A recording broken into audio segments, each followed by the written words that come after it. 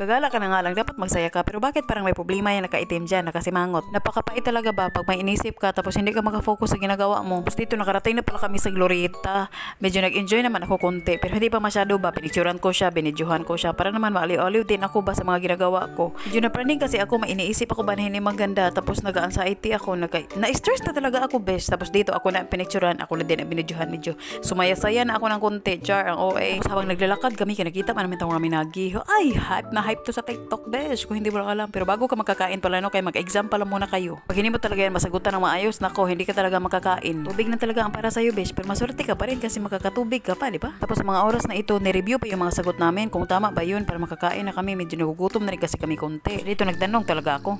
Malaki ba yan? Or maliit lang? Grabe siya, sinigurado niya talaga ba kung gaano kalaki para masatisfy siya. Kayo ha, dumi naman ang isip niyo dyan. Sus ka, hindi nagtagal besh, kaya nagkapasama kami sa exam besh, kaya nalagyan kami ng noodles dyan. Pero bago to inilagay sa harapan namin, kaya pagkatanga-tapa ako besh, excited kasi ako kasi napakasikat talaga ng noodles na ito. Pero dito alam ko talaga na maanghang to kasi yung kulay pa lang niya pula, so maanghang talaga yan. Nagtanong pa talaga ako para lang may masabi ba. Pero itong kasama ko, excited talaga yan siya, ganyan siya kasaya. Pag may pagkain sa harapan niya, may pahawi-hawi pa siya ng kanyang buhok, diba? Grabe talaga siya makatingin sa noodles na nasa harapan niya para hindi siya makapaniwala. Tapos dito medyo konti lang pala yung ano nila no, cabbage, kasi ang ini-expect ko dyan buo, pero okay na rin yan, dalawa lang naman kasi kami. Tapos dito hindi ko talaga alam kung ano nangyari sa amin kasi nag-order kami ng tagi-isang noodles, tapos nag-order pa ng ano yung parang dumpling, hindi ko na alam kung anong pangalan, hindi ko na rin inalam, wala akong pakialam, basta importante ay makakain na talaga ba para yung utak ay mag-relax na rin. May cute ka dirami. Ha? Cute ka dirami. Talaga ba? Cute ako dito? Pero grabe talaga, nabibingi talaga ako ba pag sinabihan ako ng cute. Kaming dalawa, ako ang unang tumikim sa ramen. Tapos tinanong niya ako kung masarap ba. Hindi ko alam bakit hindi ako makapasalita talaga. Siguro dahil finil ko pa kung... Kasi may hinahanap talaga yung dila ko, Kuha bes. mo na ko ang kahalang ba?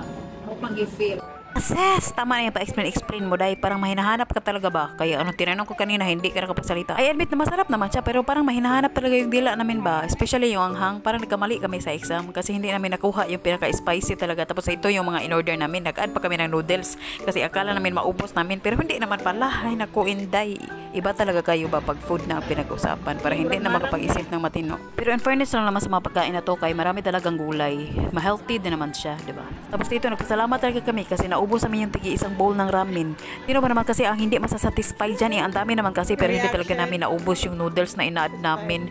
Busog na talaga kami, bes. Pero pag ubusin pa talaga namin yan, I'm sure hindi na talaga kami makakalakad ba. Tapos dito pala, napapicture muna kami sa may-ari ng Japanese restaurant na ito kasi kanina, tumabi naman sana sa amin to pero hindi namin pinansin. Pero nung nabusog na kami, saka pa namin napansin si sir. Tapos dito nagbayad na yung pinsan ko kasi siya man ang may dalang pera ngayon. Ay sus, patik-atik ka pa talaga, bes. Wala ka naman talagang pera palagi. O diba, ang saya pagkalabas sa restaurant. O parang hindi lang kumain, pero alam mo pag uwi niyan, mag-uulam na yan ng sardinas. Kasi wala ng pera, bes. Diyan pa nga, hindi nakakain kasi para makatipid din ba? Kasi kung kakain ka, gagastos ka ng ulam. Piliin na lang na hindi kumain, diba? Itong lakad talaga namin ngayon na kaming dalawa lang. Good for two lang talaga to. Kasi yung budget din namin ang iniisip namin. Buti ba yung budget iniisip? Pero yung nag-voice over, hindi iniisip. Ay nako ba, ang hirap.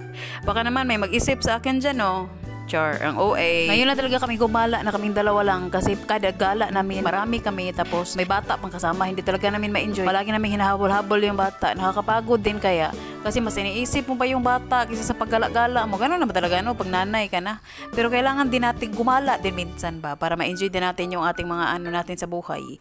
Hindi yung puro problema lang ang ginagawa at hinaharap. Nakakapagod din kaya yun. Yung iba nga nagsusuicide na, di ba? Tapos mamaya sasabihin, napakabisaya naman ito mag-ano, Tagalog. Ay nako day. Sinasabi ko sa'yo, ginagawa ko lang tong voice over na to na Tagalog, Bisaya. Yun bagay, Tagalog ka na nga, pero Bisaya yung tono. Para maintindihan ng Tagalog, maintindihan ng Bisaya, ay Bisaya to. Pero wag ka, pag mag-Tagalog ako na seryoso, naku, maiinis ka talaga ba dahil sa ka-OA-han. Pero wait lang ha, maihandog kami sa inyo.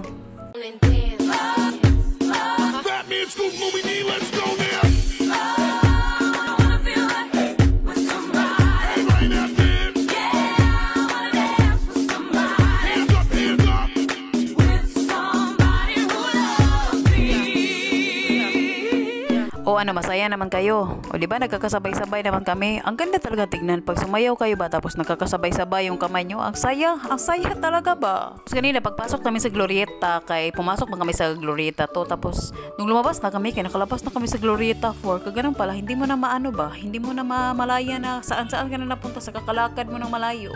Tapos dito nakasakay siya ng elevator na visible yung makikita yung sa labas at sa loob. Char, okay? Alam mo yung lakad ka na lakad, tapos nakaayos ka talaga, tapos sexy pa, tapos katagalan, nagpaa ka na.